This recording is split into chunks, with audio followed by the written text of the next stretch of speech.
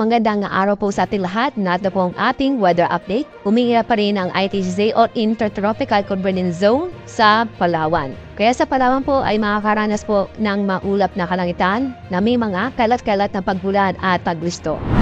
Samantala, itong nalabi pong bahagi po ng Luzon, hindi makikita. Fair weather po tayo kung saan sa umaga makakaranas po ng maliwalas sa panahon, pero sa hapon o gabi, pataas mo tsansa ng babong isang thunderstorm. Kaya makakaranas po tayo sa mga oras na yon na maulap na kalangitan na may tsansa na mga isolated na mga pagbulan. Dapat tayo sa Visayas at Mindanao. Fair weather po tayo kung saan makakaranas po tayo ng bahagyang maulap hanggang sa maulap ang kalangitan na may tsansa na mga isolated na mga pagbulan dahil sa mga thunderstorm.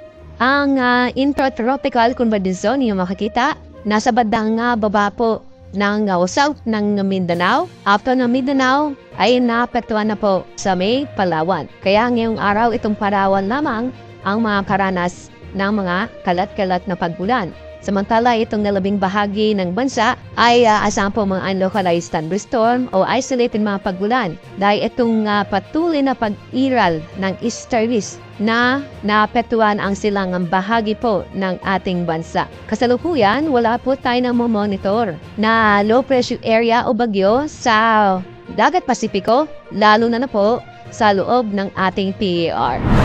Itong Intertropical Convergence Zone ay patuloy na makakapekto sa ating bansa bukas, araw ng Biyernes, ganun din po sa araw ng Sabado. Sa araw ng Biyernes, itong ITZ ay bahagyo pong kikilos sa Pahilaga at maaaring maapektuhan itong Visayas, Mindanao at kasama rin po ang Southern Luzon. Sa araw ng Sabado, itong ITZ patuloy po na maapektuhan din lamang po sa kalurang bahagi po ng Mindanao, ng Visayas at kasama rin po ang Palawan. Kaya bukas, although may epekto ng ITZ, asahan po ang maliwas sa panahon sa bandang umaga, pero sa hapon ng gabi, may tsansa po ng mga isolated na mga pagbulan dulot ng thunderstorm.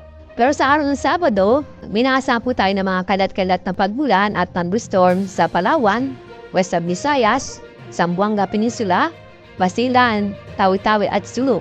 Kasama rin po ang lalawigan po ng Occidental Mindoro. Ngayon hanggang Sabado, mababang tsansa na magkaroon ng low pressure area o bagyo sa loob ng PAR.